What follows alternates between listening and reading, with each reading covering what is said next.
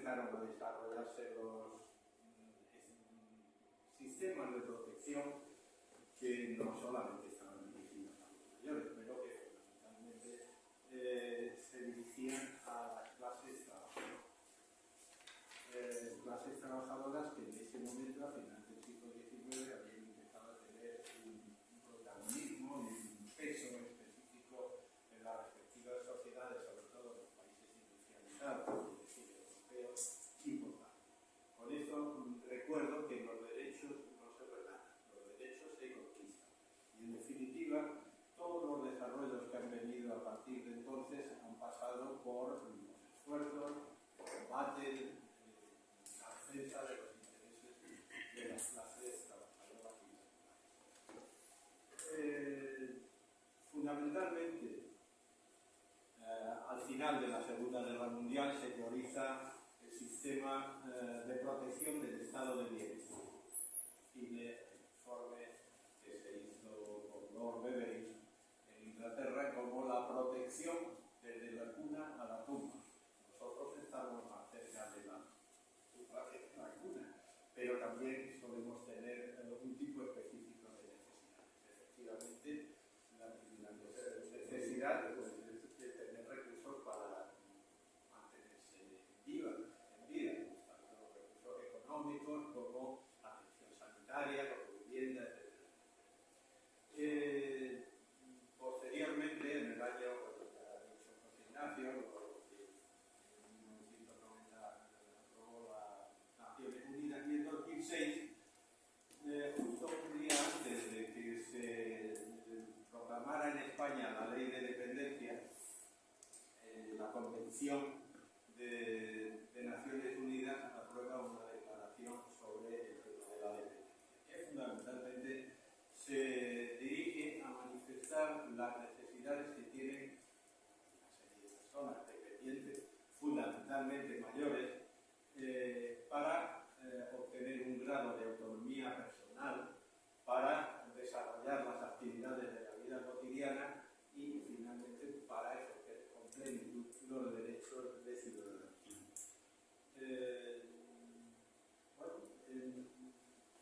Alguna gente considera que la ley de dependencia, pues en definitiva significaba poco más que la adjudicación de una paguita para ayudar a las personas mayores necesitadas a ir tirando. No, efectivamente no es solo eso, aunque no desarrolla plenamente o tan exhaustivamente como la declaración de la Convención de Naciones Unidas los temas de protección de la autonomía y de los derechos ciudadanos fundamentalmente. Bueno, en este momento, en el año 2006, cuando se aprueba la Ley de Autonomía, empiezan a recibirse solicitudes y adjudicarse ayudas. Hasta que en el año 2012, el decreto del gobierno de Rajoy recorta fundamentalmente un montón de derechos que aseguraba la ley anterior. Fundamentalmente la concurrencia de prestaciones, que las limitan, la posibilidad de tener seguridad social a cargo del Estado, los cuidadores familiares a los que se le adjudica una ayuda económica, e incluso se limita la posibilidad de obtención de un grado más avanzado. A partir de ese momento disminuye el número de las prestaciones, por supuesto, y de las personas protegidas con cargo a la ley de dependencia. Desde 2012 hasta 2015 prácticamente no se recupera el número de personas protegidas de la ley. Todavía existen algunas limitaciones vinculadas a aquel decreto del señor Rajoy, en el sentido, pues, por ejemplo, de que la ayuda económica familiar no comporta la seguridad social a los familiares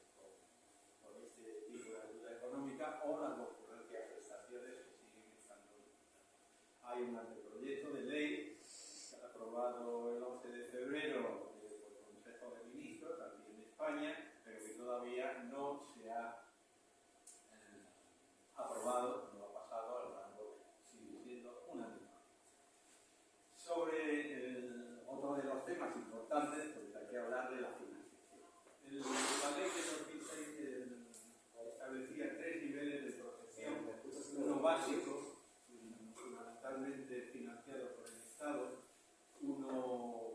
complementario que se negociaba entre el Estado y cada una de las comunidades autónomas,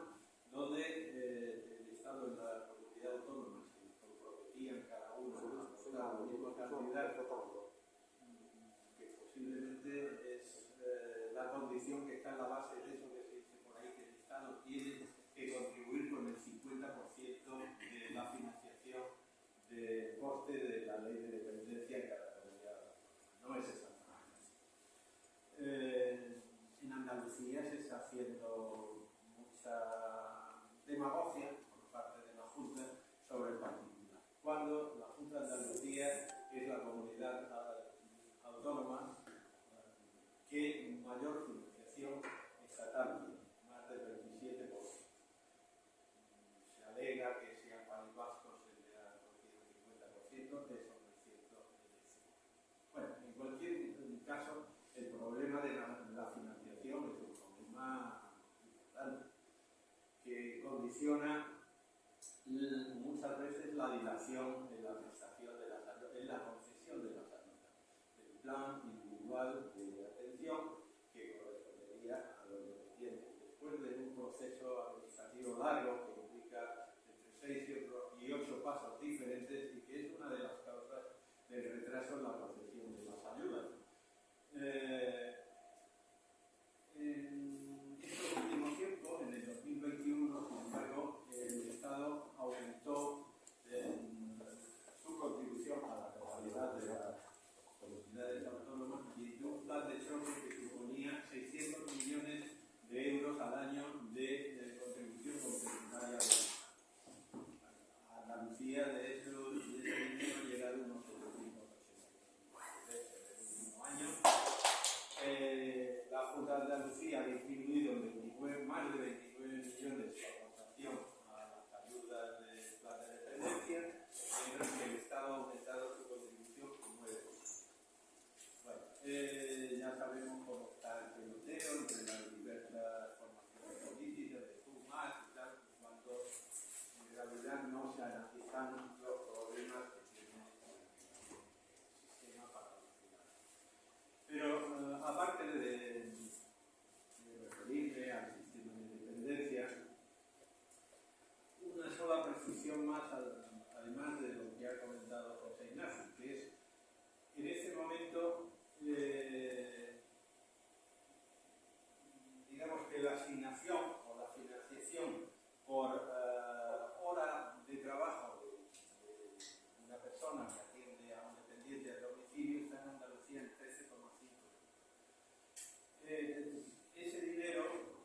se adjudica al ayuntamiento que le decidió a prestar últimamente a ejecutar el plan de atención individual, el cual muchas veces pues, lo subroga a una empresa privada, la cual pues, tiene que tener su beneficio empresarial. Con lo cual, al final tenemos un problema que queremos destacar, y es que los trabajadores de asistencia social finalmente tienen unas condiciones de trabajo de precariedad, de falta de formación y de retribuciones insuficientes. Es importante también para los mayores, sobre todo, que tenemos problemas de ataques, problemas de salud, el desarrollo del sistema de atención sanitaria. Es decir, que en Andalucía, donde parece que la filosofía subyacente en la actuación de la Junta consiste en privatizarlo todo, hasta la luz de las horas, o justamente, pues ha habido desde el primer momento, desde el primer año que el Partido Popular se hizo cargo del gobierno de la Junta de Andalucía, la lista de espera en sanidad saltó de 200.000 personas que esperaban una media de menos de 60 días para ser atendidas por el sistema sanitario público a 700.000 personas en lista de espera solo a finales del primer año,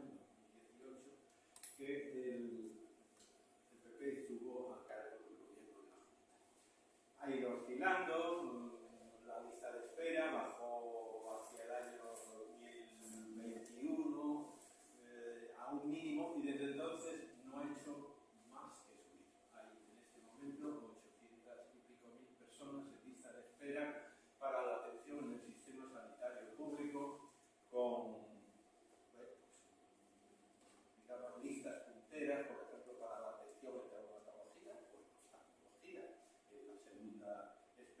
sanidad. Fundamentalmente, la dilación es en la lista de espera quirúrgica, donde la media para ser atendido está en unos 175 días, pero es igualmente dilatada, tanto en las consultas de especialistas como en la propia atención primaria, donde ahora mismo tenemos una dilación de 10,6 días para acceder al sistema de atención primaria, a un centro de atención primaria. Bueno, es con mucho la demora en la atención a la asistencia. Varían según las estadísticas. Yo personalmente creo que la cifra media que proporciona la Junta de Andalucía no refleja ni con mucho la situación. Hay personas que esperan más de 3 años al plan de atención individual en dependencia y en sanidad pues lo mismo. La espera de 175 días para una intervención quirúrgica pues es una media muy matizada por los trucos que realiza la administración para empezar a contabilizar. Por ejemplo, pues la lista de espera quirúrgica se empieza a contabilizar desde que uno hace el examen para, digamos, los cuidados anestésicos que va a necesitar. A partir de entonces, pues ha esperado lo que sea, que a partir de entonces entra a figurar en la lista de espera. Mal. De hecho, es el sistema sanitario público peor valorado por los ciudadanos de esta comunidad, ¿no?, de Andalucía, y, como digo, desde 2021, fundamentalmente, no han hecho más que seguir aumentando la lista de espera. La Junta presume de que hace un esfuerzo financiero en este año 2025 en más de 15.000 millones presupuestados, con un incremento del presupuesto del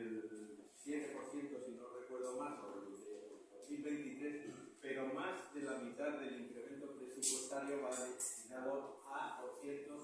con instituciones privadas, comidas, los hospitales, servicios de transporte o intervenciones, pruebas complementarias o cirugía fuera del propio sistema sanitario. De hecho, pues hay una trampa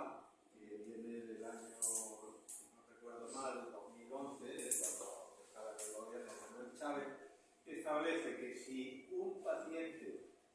se niega a recibir asistencia en un centro que se le recomienda en un determinado momento, pues se pierde la garantía de asistencia. Es decir, que si te proponen irte a un hospital privado a operarte, no te gusta porque hayan fallecido dos familiares tuyos y ya tienes referencia de que la asistencia no es buena y exige en la pública, dicen, bueno, pues entonces ya a esperar. Vale. Por lo que toque, ¿no? En definitiva, hay una perversión, yo creo, en la gestión, parte de muchas cosas que se podría comentar, pero que en definitiva consiste en deteriorar los sistemas públicos, tanto el de dependencia como las residencias de mayores, que tienen también una lista de espera intolerable, con aproximadamente un 3% de los solicitantes que esperan más de 5 años a recibir una plaza, etcétera, etcétera, etcétera. Pero una gestión que implica sobreutilización de los servicios públicos, sanitarios, la ocupación de las residencias sanitarias públicas, que está en el 67%, cuando las privadas concertadas tienen una ocupación del 98%, con lo cual se dispara el coste por plaza en las residencias públicas, mientras que las privadas pues no tienen ni el personal adecuado ni el número suficiente y van a hacer negocio. Tanto en la